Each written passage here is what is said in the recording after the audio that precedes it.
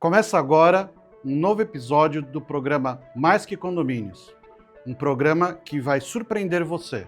O episódio especial de hoje é, a cada 4 programas, o quinto é o Repinte Talks, onde nós tratamos de assuntos relacionados ao nosso patrocinador master, a Repinte. Daqui a pouco nós vamos apresentar os convidados de hoje, mas primeiro, roda a vinheta aí.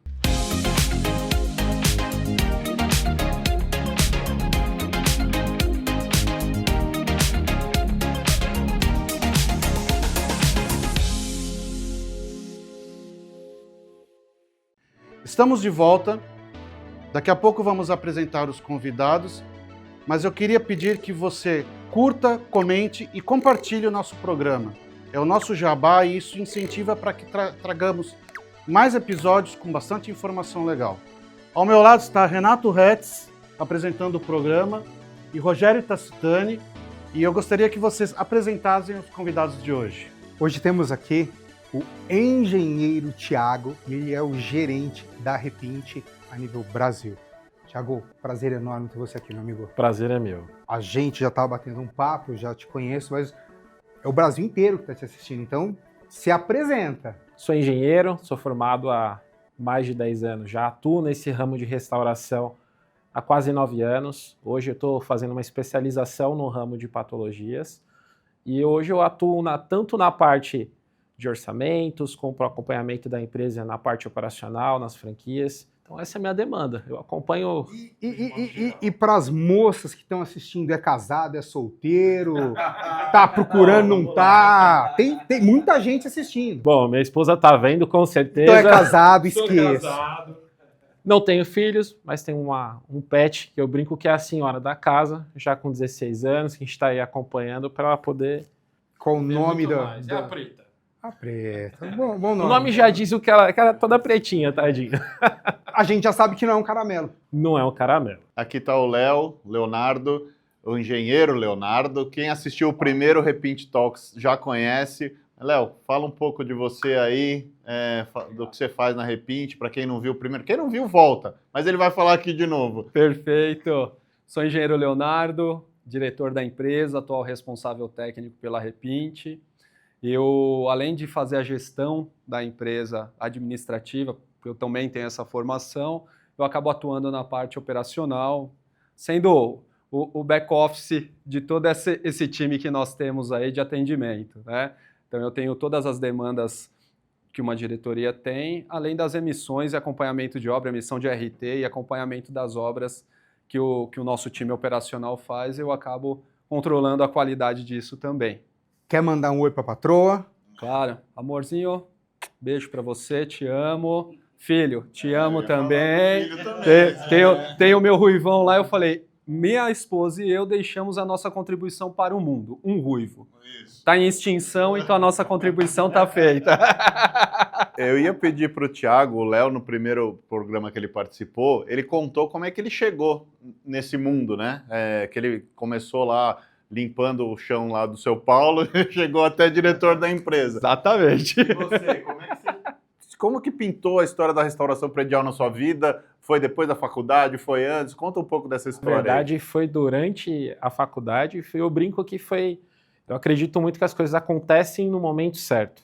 Então, estava trabalhando numa empresa que já não estava indo bem, fazia engenharia e tinha o meu grupinho ali que a gente estava todo mundo junto. E uma dessas pessoas era o Vanderlei, que atuava ali com a gente e trabalhava na Repinte há algum tempo. Na época eu fiquei desempregado e fiz alguns bicos e ele falou, poxa, acho que vai ter uma oportunidade para você vir trabalhar na Repinte, vou entregar seu currículo. Aí nesse momento fiz a entrevista com ele, até uma coisa bem curiosa. Eu fiz a entrevista, aí eu cheguei no Vanderlei e falei, pô, como foi? Pô, o pessoal gostou, eles vão te chamar. Eu falei, puxa, que legal. Passou uma semana, passou 2 semanas. Você desempregado. Passou 3 semanas, eu já tinha desencanado. Aí o Léo me ligou numa sexta. Pô, Thiagão, você consegue vir aqui na sexta? A gente gostou, vai começar. Pô, com certeza. Aí eu fui entender o que aconteceu. Foi justamente o filho dele tinha nascido. Aí ele ficou afastado um tempo, quando voltou, eu startei.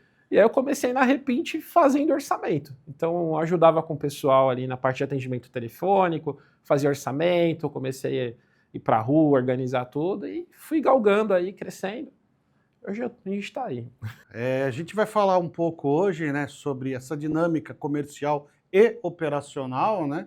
Então, queria saber de vocês, assim, no mercado hoje, né, com esse número gigantesco de condomínios que a gente tem, prédios que a gente tem aí, principalmente em São Paulo, mas Brasil inteiro, né?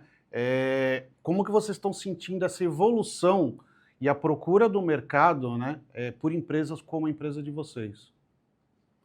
Bom, realmente, assim, a demanda está bem alta, não para de construir prédio, né? Então, tem condomínios que, recém-construídos, ali no seu terceiro, quarto ano, já está demandando para a gente uma percussão, um teste de percussão, uma lavagem, para poder justamente seguir o que a construtora pede, né? Solicita no manual da entrega, né? Das obras, para poder seguir a manutençãozinha prevista. E a evolução das tecnologias nos ajuda nesse aspecto também, né, de atendimento, né, Thiago? A gente tem todo um time comercial preparado de consultores que vai até o condomínio, que eu acredito que o Thiago pode explicar melhor, inclusive a importância dessas visitas para atender essas demandas do cliente, para justamente colocar um orçamento mais certeiro na mão do cliente, né? Explica, Thiago, que você não chuta o número lá. Ou você chuta, às vezes você acerta, vai. Eu brinco muito que às vezes a gente chega numa visita, o zelador olha, pô, você vai demorar quanto tempo aqui? Porque o cara ficou aqui 15 minutos e resolveu o problema. E você olha o prédio imenso, cheio de detalhe. Muitas pessoas às vezes vão medir prédio no passo, por incrível que pareça. Sabe que eu escutei que tem empresa concorrente que fazer orçamento é muito mais fácil. Ele gira uma roleta no número que cair, ele põe. Não é essa a lógica? A coisa funciona da seguinte forma. O consultor vai para lá com um checklist pronto, com todo um roteiro esquematizado. A primeira coisa que ele vai fazer é medir todos os detalhes do prédio com uma trena laser e ele vai fazendo um croquis, uma planta baixa mesmo do prédio, numa folha, para com essas informações ele computar um orçamento. Então, basicamente, fazendo uma analogia, ele vai pegar aquelas informações, colocar no programa, ele faz uma espécie de um 3D desse prédio para calcular essa área, e com isso a gente vai jogar um custo de obra dentro desse projeto. Então, quando a gente manda uma proposta para o cliente, eu sei quanto vai custar de material, de mão de obra, de imposto, eu tenho todo o detalhe pronto na minha mão. Por isso que as nossas propostas não têm excedente. A gente trabalha justamente para ser o justo com o cliente. E, infelizmente, é uma coisa que a gente se depara muito hoje no mercado. Por isso que a proposta às vezes demora um pouquinho, porque ela tem todo um transpasse que vai acontecer. Então, a proposta vai passar para uma pessoa que vai validar a metragem, vai ver se a coisa está certa, vai passar por mim, para mim validar custo, validar tudo, vai chegar na diretoria para ver se eles concordam com todo esse processo que veio, para aí sim chegar na mão do cliente final.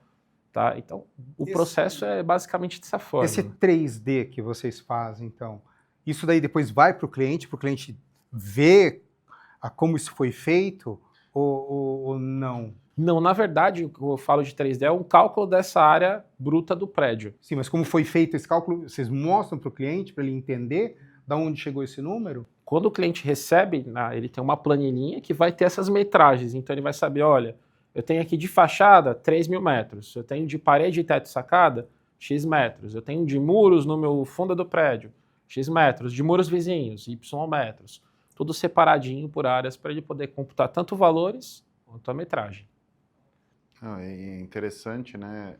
Nesse caso que o Thiago falou, eu já recebi uma proposta e vem detalhado, né? Então você fala, eu quero isso e não quero aquilo. Então você consegue escolher o que você quer ali no meio, né? Você falou de um processo super detalhado de captação de metragens e tal, né? E uma revalidação em 3 etapas nesse caso, né? Uma pessoa que faz, você reavalia e depois a diretoria reavalia novamente. Perdão. E vocês sabem exatamente onde vocês conseguem chegar, né? Eu acho que esse é o ponto, né? Que vocês tentam evitar o erro ao máximo, né? Essa é a ideia. Não dá para você chegar numa assembleia, aprovar repinte e de repente, olha, não era bem isso. Vai ter mais isso aqui junto. Essa não é a ideia. Eu até brinco, o vendedor que ele faz, projeta dele, tem as 3 validações, mas quando ele vai ligar para o cliente, ele sabe o mínimo e o máximo que ele pode chegar ali naquela negociação. Ótimo. Uma coisa que a gente estava conversando aqui em off, que eu acho que é importante, você do comercial falar e o Léo como diretor da empresa, né, falar também, esse mercado tem uma fama de muita corrupção, né? O síndico sempre o mercado vende que o síndico sempre quer levar vantagem. Como é que isso funciona na Repint, né? A história da reserva técnica, da bola, como é que vocês tratam isso? Acho que isso é importante para os nossos internautas, nossos espectadores saberem. Olha, o Léo me conhece há um tempo, eu sou um cara bem chato. Uma das coisas que eu sempre falo é que eu quero as coisas da maneira certa. E tanto o Sr. Paulo quanto o Léo têm esse mesmo segmento. Então, uma das coisas que a gente bate muito forte é para não atuar dessa forma. Porque o que a gente quer é um mercado estruturado e bom. E acontece. Às vezes ligam, falam como se fosse algo normal. Aí você até pensa, poxa, eu sou o estranho.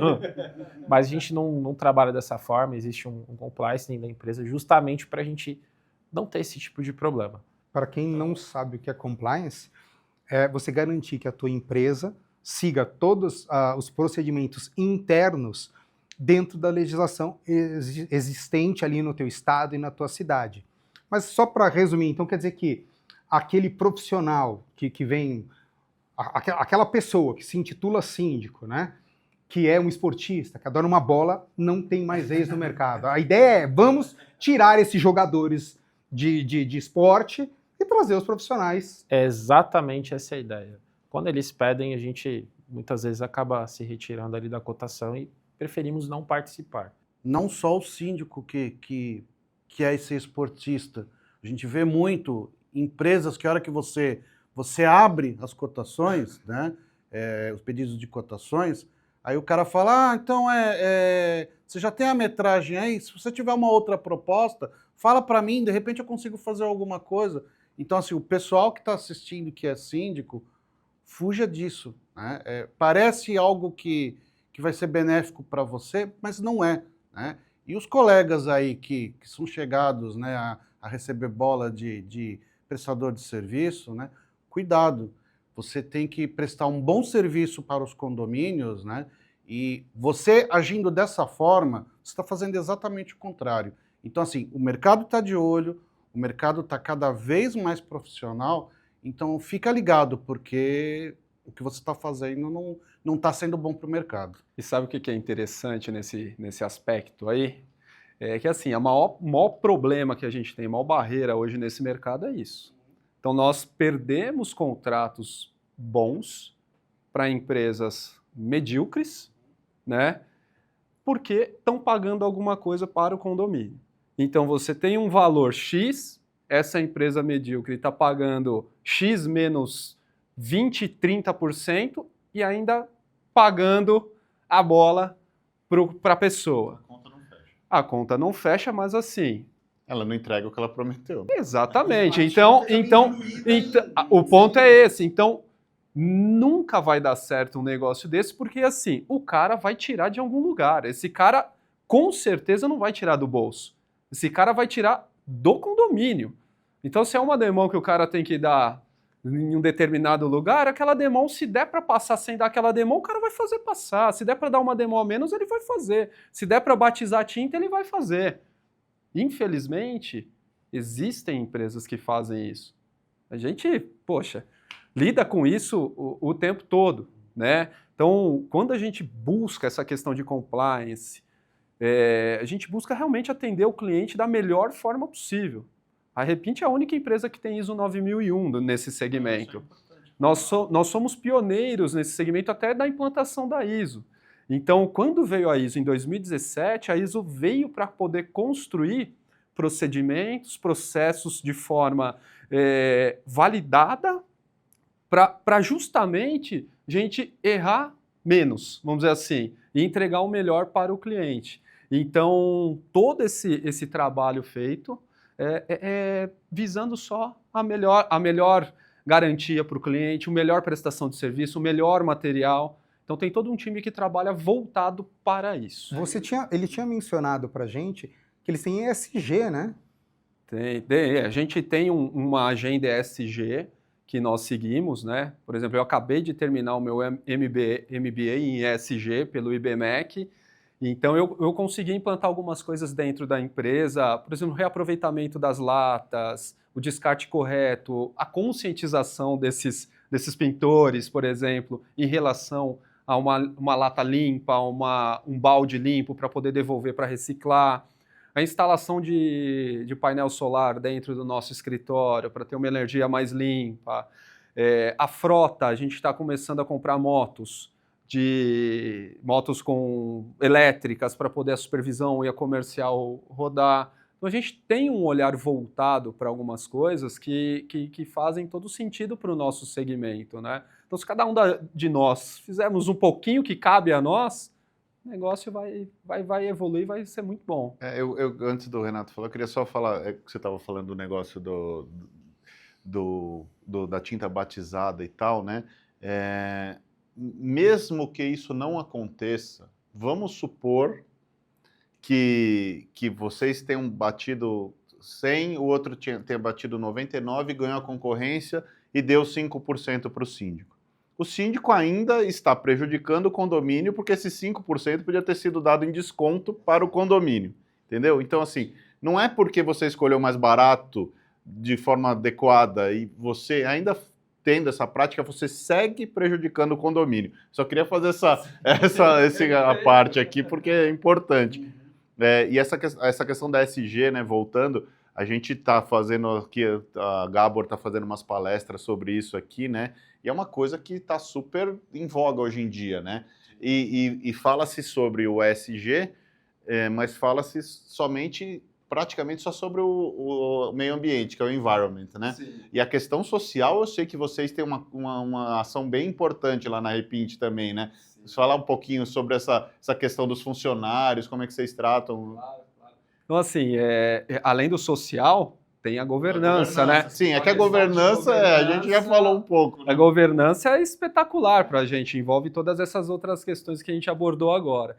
Então, assim, o social tem obras que a gente ajuda de caridade também, por exemplo, doação de latas de tinta para a comunidade. Tem uma comunidade ali perto da Repint, na Vila Mariana, do lado, exatamente. Estamos muito próximos ali. Então, assim, aquela comunidade, nós já doamos latas de tintas, de texturas, de massa, para que eles pudessem trazer um pouco mais de conforto para aquelas pessoas pintando a casa, com uma tinta adequada.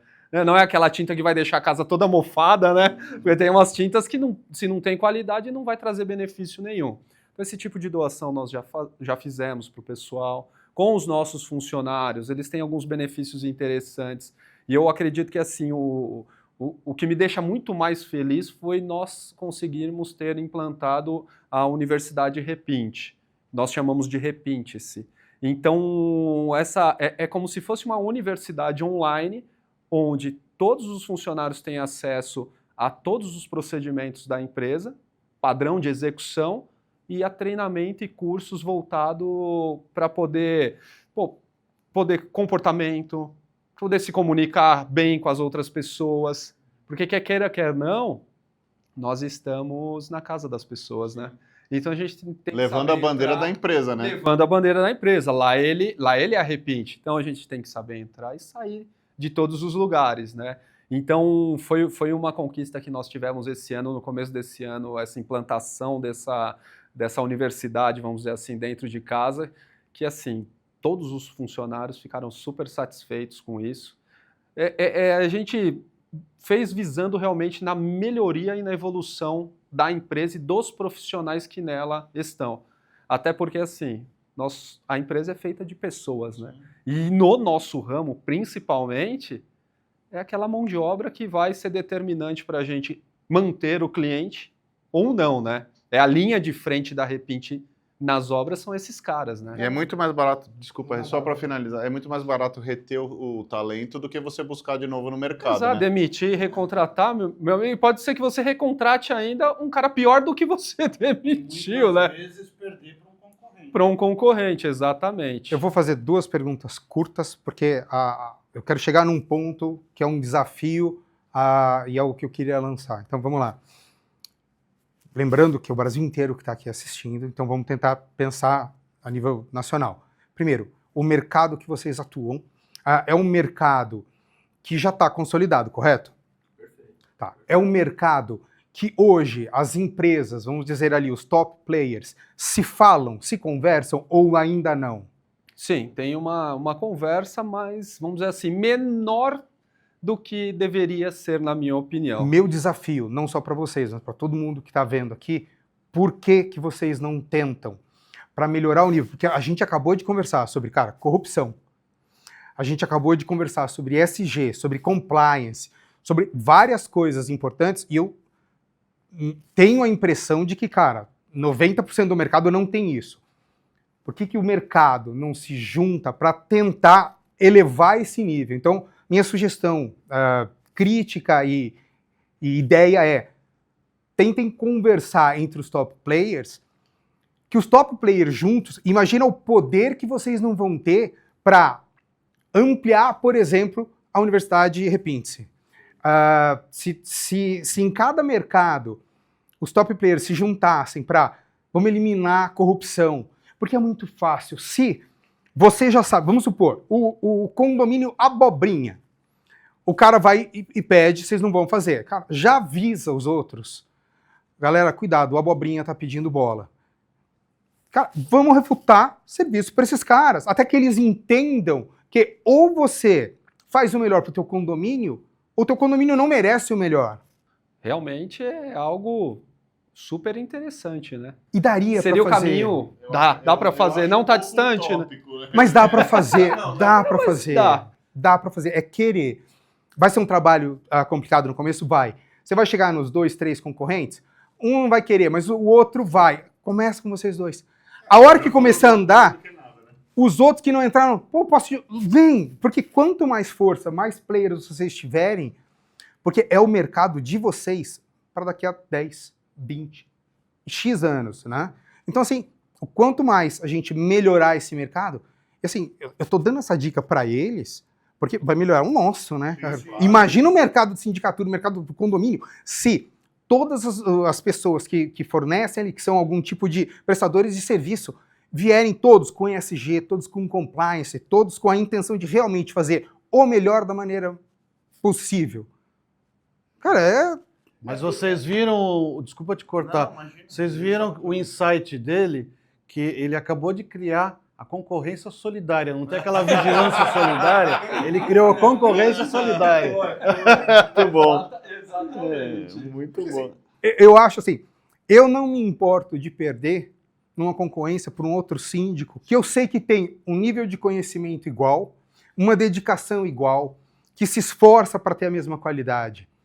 O que dói no coração quando você perde é quando você chegou num nível e aí o outro cara chega, ele não vai prestar metade do serviço que você vai fazer e ele fala, eu cobro 1/3.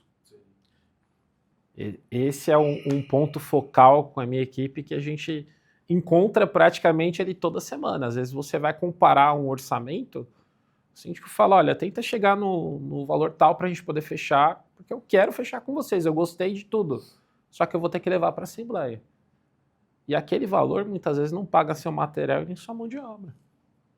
Então é uma coisa bem difícil de lidar aqui no nosso mercado no dia a dia. E aí é melhor perder do que você entrar e perder dinheiro, Não, né? não Você, dá, não você dá. você vai ter, assim, uma empresa séria, né? Você não é só a obra, né? Vocês têm o pós-obra também, garantia, vocês têm toda a questão, e a remuneração interna, tem todas essas questões. Para entrar para perder dinheiro, ninguém é filântropo, né, no mercado, né? Eu vou te falar de um caso específico que me dói o coração. Eu perdi uma concorrência por causa de R$1.000. A gente vai falar, poxa, R$1.000 dentro do orçamento é o quê? Mas é porque justamente aqueles R$1.000 ia fazer a gente chegar num BDI, num lucro que a gente não pratica. Então, muitas vezes a gente perde porque aquilo é inviável para a empresa. A gente tem o mínimo que a gente pode ganhar, é aquilo. As propostas vão sempre sair de uma variação dali de dentro. Fora daquilo, não é praticável. Mas que bom seria que todas as empresas prestadoras de serviço e todos os profissionais tivessem essa mentalidade, né? Porque a gente vê muito nas concorrências de síndico, né? Você vê o cara lá no canto, de repente, fazendo conta para ver o que ele pode abaixar a proposta dele nos 90 do segundo tempo. Né? Então, assim, é vantajoso para o mercado? Não. É vantajoso para o cara? Certamente não, a não ser que depois ele receba algo por fora de outro canto. Né? Então, assim, que bom seria que todas as empresas e profissionais realmente pensassem dessa E forma. uma coisa que o Renato fala sempre, nas palestras que ele dá, você pôs o preço abaixo, você nunca mais volta. Você já jogou o preço no chão, você nunca mais volta. E para os condomínios, você que está assistindo a gente, conselheiro, morador, cara, o que eles disseram, quando o síndico joga o preço lá embaixo, ele vai ganhar de outro lugar. Exemplo dessas empresas que a gente estava dizendo, que vão falar, e aí, 10, 15% é seu? Então, o barato para vocês vai sair muito caro, porque ele vai tirar na terceirizada, na administradora, na manutenção, jardinagem, piscina. Ele vai ganhar 10 vezes o que ele ia ganhar, e vocês vão pagar 30 vezes. Então, gente, o barato sai muito caro. E outra, a qualidade... Vamos conversar um pouquinho sobre o desenvolvimento, a evolução que a gente teve nos insumos, no caso de vocês, tintas, entre outros, para eles entenderem. Para mim é meio óbvio. Se eu tenho essa lata de tinta por R$50 e aquela por 400, não é só marca, tem tecnologia, tem qualidade. Expliquem um pouquinho, por favor. Esse assunto é super importante. Eu até falei disso aqui ontem, numa reunião, e eu vou no básico, tá? Hoje ainda, no mercado, tem empresa que propõe, em vez de usar um impermeabilizante, um fundo selador. O fundo selador... Qual é a diferença? Porque a galera não sabe. Vamos lá. Vamos lá. O fundo selador, ele tem a função de preparar a sua parede para que ela tenha um rendimento de tinta maior. Ou seja, qual a função? Eu vou gastar menos tinta e vou aglomerar aquela superfície. Ponto. O impermeabilizante, ele vai ajudar a aglomerar a superfície, vai ajudar no rendimento, só que ele vai impermeabilizar contra a entrada de água externa. Então, ao longo do tempo, é esse cara que vai garantir que você não tem entrada de água. Até para fazer um exemplo, por exemplo, hoje a gente tem um produto da Souvenir e da Sherwin-Williams que eles podem ser usados, inclusive, para impermeabilização de piso em áreas sem passagem. Para a gente poder ter uma noção de qualidade de produto, que é o que é usado em uma fachada. E ele tem uma flexibilidade também. O impermeabilizante de fachadas é um produto flexível, justamente para poder acompanhar essa questão de fissuras, microfissuras, exatamente. Então, assim, ele acompanha um pouco a movimentação, a variação térmica. Então, é um produto flexível. O selador acrílico, o fundo preparador de paredes, não tem essa função numa restauração de fachadas. E mesmo que você precise aplicar um desses dois em algum momento, o impermeabilizante tem que vir depois por cima desse produto para depois vir a tinta. Então você depende de como vai estar a sua fachada naquele momento, o quão ruim ela está, para você poder vir com as etapas. E aonde os nossos consultores vão até o prédio, fazem a medição, tiram muitas fotos. Eles fazem praticamente o que a gente brinca lá, eles fazem uma anamnese eles fazem uma anamnese do projeto para poder gerar uma proposta, né? Então, você tem produtos com várias tecnologias e é aquilo, cada ano surge um produto novo, diferente, tecnologia diferente, é melhor, não é melhor, puxa, serve para esse prédio, não serve para o outro. Então, é esse trabalho de treinamento também com a nossa equipe que nós temos e promovemos ano a ano, com periodicidade, justamente para poder o negócio evoluir e oferecer o melhor para o cliente. Legal. E vamos partir agora um pouco para a parte da obra em si, né? A dinâmica da obra, né? Todos os trâmites, cronogramas, comunicação com síndico, zelador, e aí deles para os moradores. Vocês encontram ainda alguma dificuldade no trâmite com zelador e síndicos na hora que vocês começam uma obra em um condomínio? Hoje está um pouco mais tranquilo porque tecnologia está ajudando a se comunicar um pouco mais rápido, né? Então, assim, quando é um trabalho sempre feito a 4 mãos, porque a gente depende muito do condomínio para que a obra dê certo.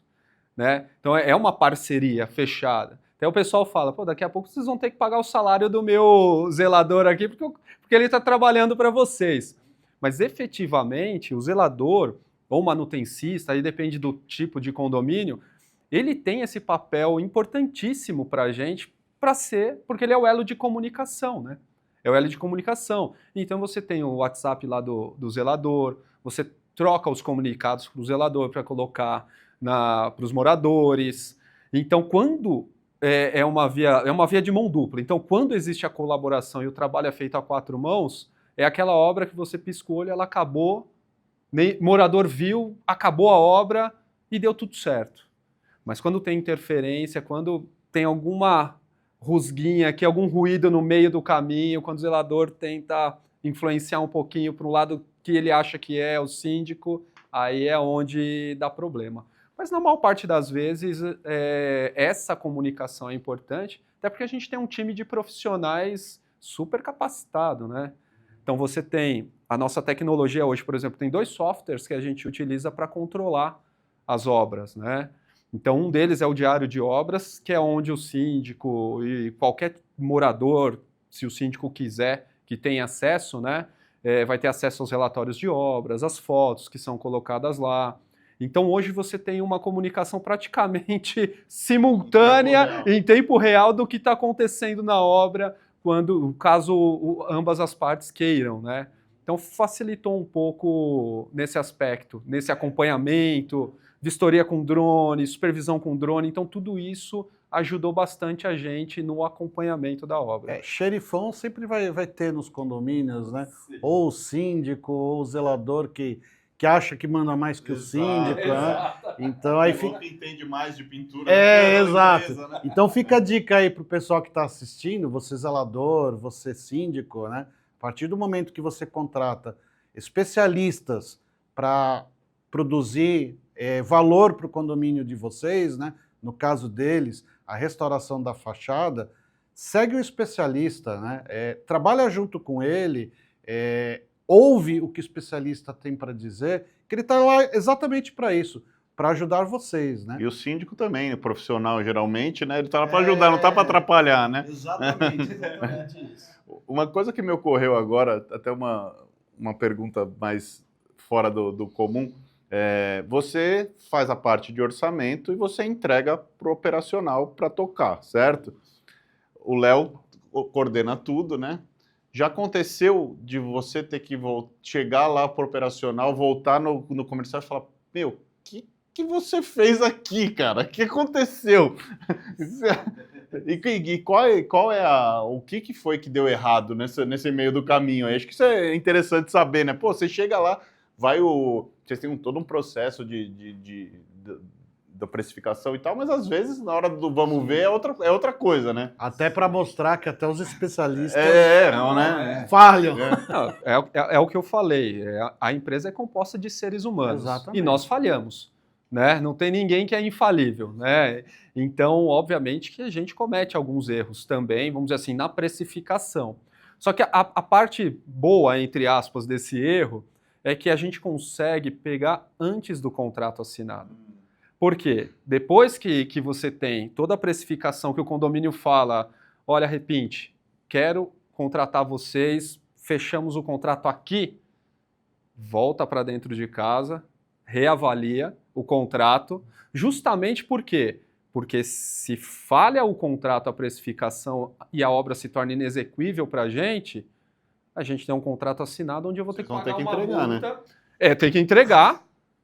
Dependendo do erro, é melhor rescindir o contrato e pagar a multa que está previsto no contrato, porque senão o prejuízo fica maior. Então, assim, dessa etapa contratual para frente, de ter, surgiu um problema, o que fazer, nós não tivemos esse problema de erro na precificação e fechamento de contrato.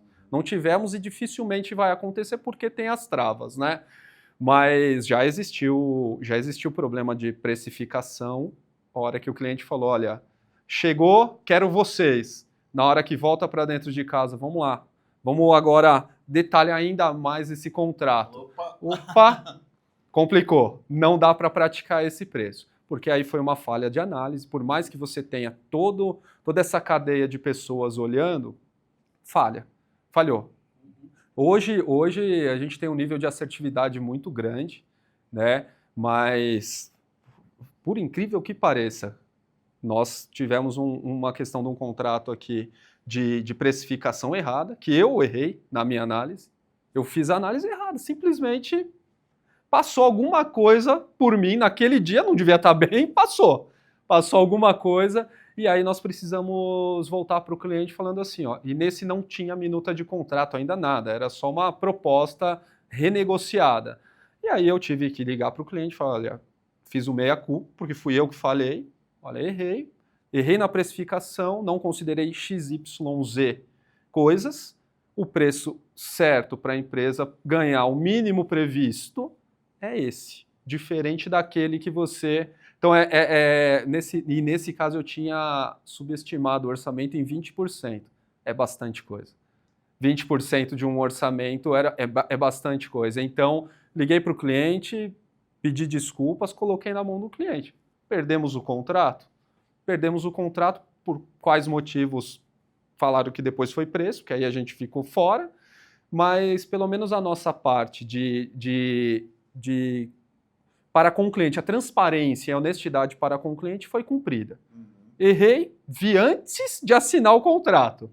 Porque se assina o contrato, aí meu amigo, imagino vocês na Assembleia falando que rescindiram o contrato porque a empresa errou. Aí gera um problema muito maior, né? Gera um transtorno para nós também. Aí sim, aí não importa mais quem é o pai da criança. Exatamente. Vai ser sempre culpa do síndico. É verdade. Filho feio, ninguém quer ser pai, né? Então vai ser sempre o síndico. O incompetente do síndico que não viu. Você trouxe essa empresa porcaria, mesmo que você não tenha indicado. É importante também falar que às vezes a gente faz tudo certo, só que chega e tem uma surpresa. A gente tem um caso que, para mim, foi um marco. Tem um vídeo do pintor puxando um vergalhão de dentro de um pilar, assim, com os dedos. Como se fosse algo... Como se fosse um fiozinho de cabelo que ele puxava. Então, assim, solto. Foi algo que a gente chegou na obra, o prédio estava ruim? Estava ruim. A gente pensou em algo estético.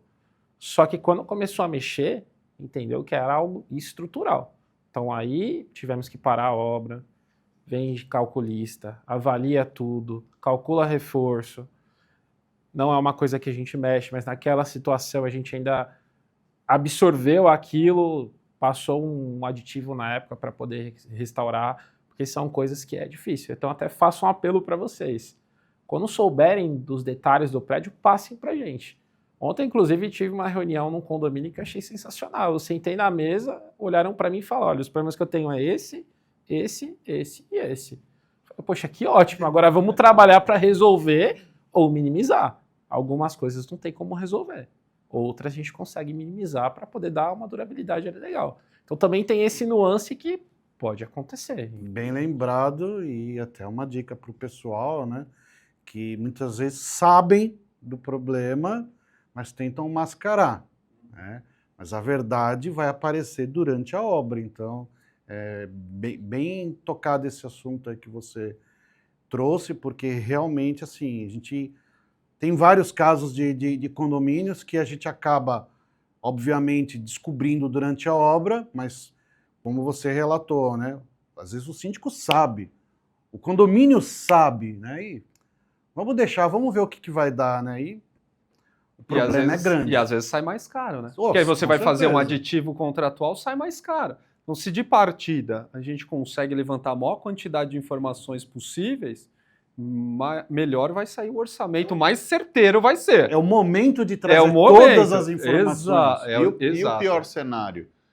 O síndico sabe da patologia, não fala para vocês, eventualmente na intervenção vocês não conseguem perceber, vocês terminam o serviço e o problema continua lá. Exato. Então, não adiantou nada. Não adiantou, exatamente. É uma manutenção que vai ter uma baixa durabilidade porque existem talvez problemas construtivos, vícios ocultos, e aí, se não fala, não dá para adivinhar muitas vezes, né?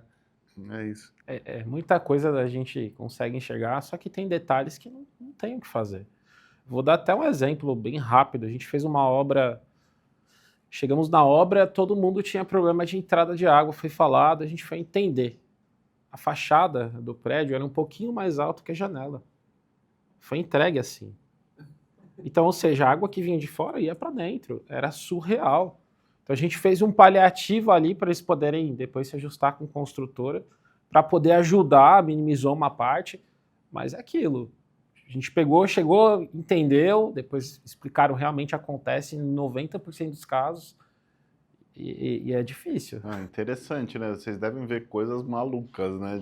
Vocês não têm noção. Tem como compartilhar aí coisas pitorescas que aconteceram nesses anos todos?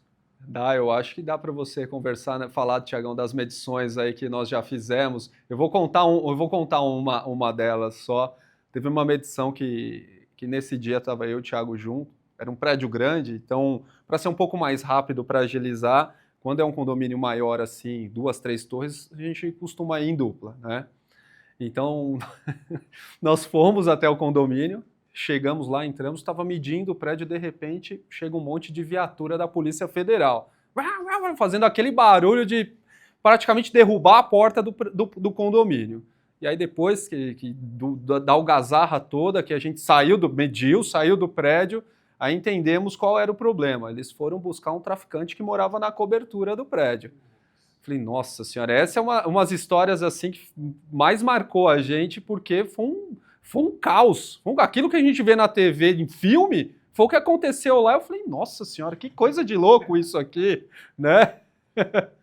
Pega de tudo. Eu brinco, tem essa parte, tem a parte engraçada. Eu fui uma vez numa reunião, acho que uns 5, 6 anos atrás, aquela senhorinha que dá vontade de se pegar e chamar de vó. Nossa, muito legal. Aí fiz a apresentação para ela. Ela ligou a TV, estava assistindo a novela dela e conversando comigo, mas ela estava me dando atenção. Aí eu terminei e falei, olha, tá tudo certo e tal. Ela, olha, você se importa de esperar a novela acabar para você ir embora, para você assistir comigo? Eu falei, tudo bem, vamos terminar. Eu fiquei, mas é assim, a gente vê tanta coisa, é muito legal. Vê de tudo, vê coisa ruim também. Eu já entrei em prédio que pedi para tomar um copo d'água, ela olhou para mim e falou, olha, não tem. E você vê que tinha um bebedor lá, tinha o copo. Aí eu olho e falo, não é cliente pra gente, é melhor a gente pular fora. Tem de tudo, tem gente muito boa, gente muito ruim. Sim. Acho que como tudo na vida, né, a gente fala, as pessoas boas, as pessoas ruins moram em condomínios. Então você vai se encarar de tudo, né? Não tem muito como fugir disso, né? Uma coisa que eu acho que é importante, a gente não falou em nenhum dos programas até agora, eu acho que é importante a gente comentar, qual é a dica de vocês? O síndico vai contratar uma restauração de fachada. O que ele precisa considerar das empresas e dos orçamentos para fazer essa comparação? Porque assim, o ideal é que ele monte um escopo igual para todo mundo e que ele pegue, vamos dizer assim, faça a comparação de banana com banana, né? Não adianta ele comparar abacaxi com banana. Qual é fundamental para que esteja contemplado nesses escopos para que o síndico não tenha problema? Eu acho que isso é uma dica importantíssima. Essa é o supra-sumo. Olha, existem alguns pilares. O mais importante, primeiro, definir um escopo padrão. Porque, vou dar um exemplo fácil, eu chamo de fachada. Às vezes uma pessoa pode vir e chamar de parede externa. Então tem que ficar claro o que precisa ser feito. E é bom que isso esteja num papel, porque às vezes a gente vai fazer um orçamento, quem atende muitas vezes é o zelador, é o gerente predial, e aí num dia ele vai falar, olha, vamos pintar esse hall. Aí ele atende outra empresa, olha, um hall não, mas vamos pintar o salão de festa, então tem uma pequena variação. A fulana, a moradora do 10º andar reclamou que a garagem ali tá ruim, cota ali também. Passa para um e não passa para outro. Materiais, então assim, material, primeira linha, sempre. É importante cotar com empresas que vão comprar lá direto do fabricante para entregar dentro do condomínio, para ele não passar em nenhum outro lugar, para vocês terem a segurança que aquele material é bom, está vindo direto do fabricante, e o profissional que vai executar. Isso eu acho que é um dos pontos mais importantes. Uma pintura, 60% dela está composta por quem vai executar, porque ele tem que saber aplicar. Parece que você pega o rolo e joga lá na fachada. Não, não é. Ele tem uma metodologia de aplicação para seguir, tem um processo que tem que ser feito. Então não é simplesmente, olha, eu vou pegar aquele cara que está ali tranquilo, dando sopa, vou botar aqui. Tem que ter NR6, NR18, NR35, tem que ter ASO. Para o pessoal que não sabe o que é uma NR. É uma norma regulamentadora. 35, trabalho em altura. 18 também é trabalho em altura. E NR6, ela fala sobre EPIs. Então, tem que seguir direitinho, tem que ter essas informações. E aquilo, é o que eu recomendo. Todo mundo começou pequeno? Todo mundo começou pequeno. Só que uma empresa grande vai te dar segurança para poder ir com aquela obra até o final e muitas vezes poder financiar aquela obra para você e te entregar uma qualidade maior. Então, essa é a dica que eu posso deixar aí para vocês. Sim, eu acredito que também, complementando um pouquinho e falando da parte burocrática, né? Que é importante as pessoas também puxarem certidões, pedirem as certidões das empresas, né? Para ver se está tudo certinho. Porque às vezes tem uma empresa que papel aceita qualquer coisa, né? Ah, escopo tá bonito, tá feito, tá lindo, maravilhoso, maravilha. Só que tem empresa que bota um CNPJ lá, a hora que você vai puxar, tá em outro lugar. Ou a nota vem de outro CNPJ. Ou é outro CNPJ, ou às vezes aquele CNPJ já foi desativado e está inativo. Então, assim, puxar as certidões dessas empresas, trabalhista, a federal, as básicas, né? Não precisa também fazer um dossiê muito completo, mas essas que são as básicas, fundo de garantia. Pesquisar isso sobre a empresa é de extrema importância, né? Porque você vai ver quantos anos tem essa empresa na praça, se ela é uma empresa ativa, se ela é uma empresa que, né, realmente existe, porque eu já vi cara contratando uma empresa que não existe. A hora que foi, chegou ali, afunilou, vai fechar com esse cara, um CNPJ que não existia. Então tem muito disso no mercado, né? Então é importante atender essa parte burocrática, puxar certidões, pedir principalmente para a empresa enviar, porque isso daí as empresas têm já. Está ali, está na prateleira da gente. Pedir hoje, chega hoje na tua mão. Então, façam essa lição de casa justamente para poder tentar fazer uma contratação mais certeira, né? Feito tudo isso, não significa que vai dar tudo certo, né? Obviamente, porque tem muitas coisas, muitas nuances numa obra, numa empresa, na gestão.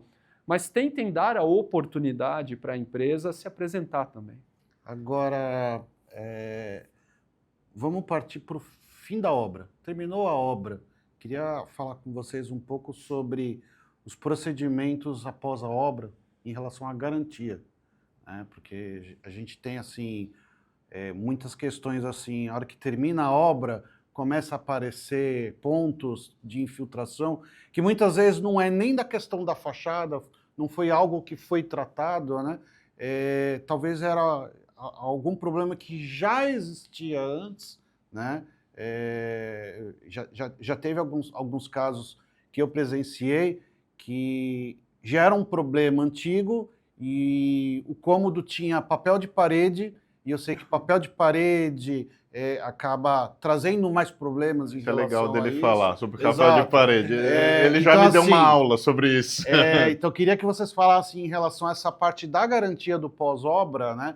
Procedimentos para que se acione a empresa, né? Para fazer essa verificação e algumas questões aí interessantes que vocês possam falar em relação a isso. Complementando, a importância do cliente ler o manual de garantia também. Exatamente. Que está no termo de entrega, inclusive, prevendo o tempo da garantia, né?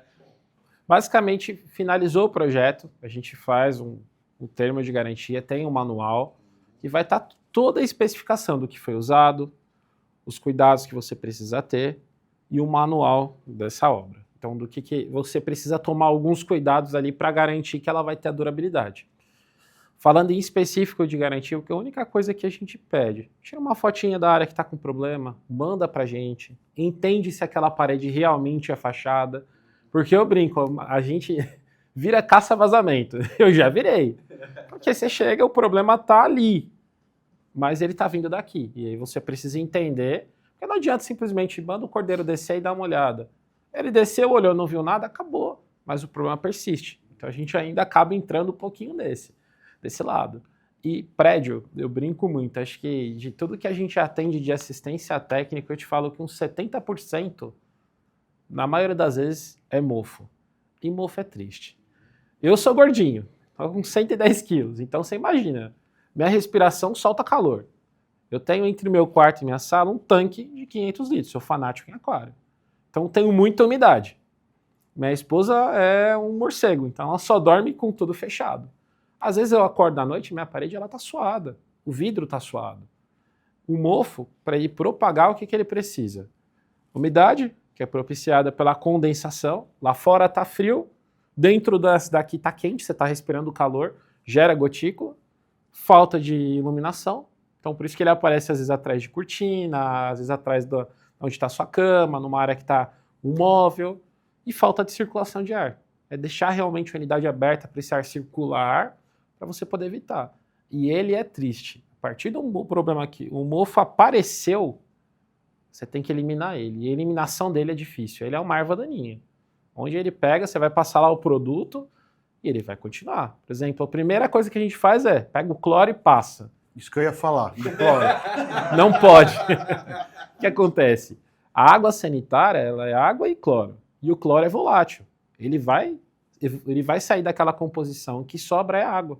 Então, quando você pega o cloro e passa na parede, você está alvejando ela. Então, o mofo ele é uma espécie de polvo invertido. Então, aqui é a raiz dele, que a gente vê essas películas de fora. Quando você passa o cloro, você faz isso. Só que a raiz está lá dentro. E ela vai continuar. Por isso que ele sempre volta em alguns períodos. Para eliminar, a gente tem uma coisa caseira que funciona. Vinagre branco. Você faz o alvejamento, limpa com cloro, pode passar, só que na sequência você aplica o vinagre. Ele é o suficiente para poder controlar. E aí, fora isso, tem alguns outros produtos aí no mercado que ajudam bastante. Mas mofo é Fala sobre o triste. papel de parede, que eu falei que era interessante. Vamos lá. Papel de parede. Papel de parede tem algumas variações, mas a grande parte deles é base em celulose. Gerou a gotícula, que vai acontecer de um jeito ou de outro, o que vai acontecer? Ela absorve. E ele vai proteger a parede. Então ele vai mofar atrás do papel de parede. Ele vai pegar aquela área que está abrigada, que não tem luz, não tem circulação de ar, e ele vai propagando ali atrás. Por isso que a gente começa a ver, às vezes, ele florando para fora. E aí vai embora, ele pega a parede inteira. Paredes de fachadas, o ideal é que ela esteja desobstruída para que ela possa respirar. O ar entre em contato e vamos dizer assim, esse resto de umidade seja evaporado. Eu dei o exemplo de mim de gordinho, mas isso aí vale para todo mundo, viu? Vocês podem ter certeza. Acho que uma coisa interessante para complementar, né? Porque a gente sabe que tem alguns apartamentos, algumas plantas, onde as pessoas inevitavelmente vão ter que colocar o móvel na parede que é a fachada, né? Eu só descobri isso depois. Então, muita gente não sabe até hoje, nem os caras de móvel planejado não indicam isso, porque assim, uma simples placa de isopor, com 2 centímetros que seja, uma simples placa de isopor colocada entre essa parede e o móvel de madeira, porque a madeira ela é muito absorvente, né? Então, aquele frio de fora, o calor dentro, então a madeira absorve essa umidade também, ela é muito absorvente. Então, assim, se você colocar uma simples placa de isopor entre o móvel e a parede, essa placa de isopor ela é um isolante térmico. Então, sempre que for instalar um móvel, que for parede de fachada, que a fachada está lá no externo, coloca a placa de isopor porque vai evitar dessa umidade entrar para dentro da madeira. Que é onde as pessoas reclamam para a gente, nossa, olha, o serviço de vocês está uma porcaria, está mofando meu sapato, minha roupa, isso e aquilo. Tá, mas vamos dar uma olhadinha? É justamente o móvel instalado em parede que é face externa. E aí, se não tem isopor, é inevitável. Só para, antes do Demetrios finalizar aqui, só para deixar claro para todo mundo, toda face externa é fachada. Então não é só a da frente, a dos lados, a do fundo, tudo é fachada. Porque tem gente que acha que é só parede frontal, todas são fachadas. Exatamente. E aproveitando a dica, você tem a fachada interna. Então, por exemplo, o hall do elevador é considerado uma fachada interna. Não, mas no Não, caso da... só Sim, complementando, sim. porque aí, como a gente só fala, a gente está falando exatamente da parte do problema da mofo e tal, mas lembre-se que você também tem fachada interna. Sim, perfeito. Bom, pessoal, infelizmente está terminando o programa, a gente está com os minutos finais. Queria agradecer a presença de vocês e Já vamos combinar um próximo programa para a gente dar mais dicas em relação ao pós-obra, né? O manual que o usuário vai ter, né? Para cuidar da revitalização, da prevenção, né? Para que a gente elimine problemas, né?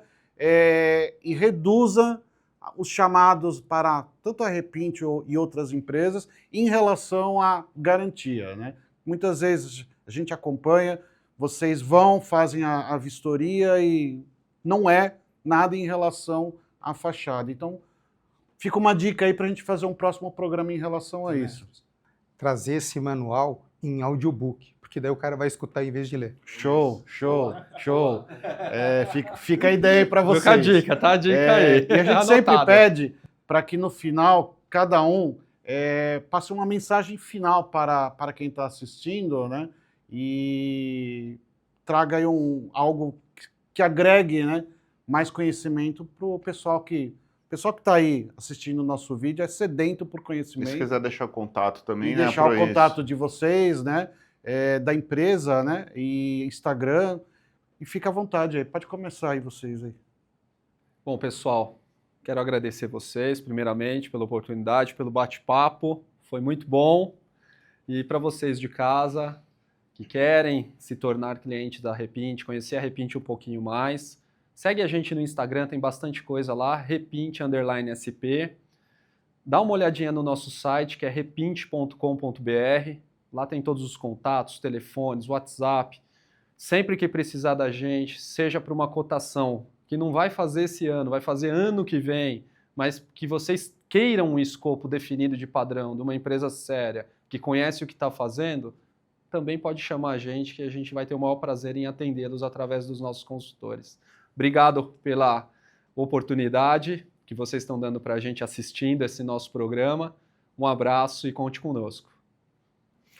Obrigado aí pela oportunidade e vou deixar uma dica para o pessoal aí de casa.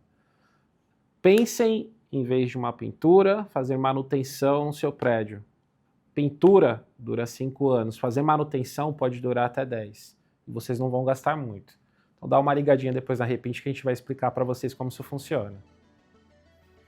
Bom, é isso. Vejo vocês no próximo programa. Fiquem ligados aí, o próximo Repint Talks. E obrigado pela sua audiência. E não esqueça de curtir, compartilhar e comenta aí. O que você achou desse programa? Tem alguma dica de assunto para um próximo programa? Coloca aí. Obrigado. Obrigado, gente.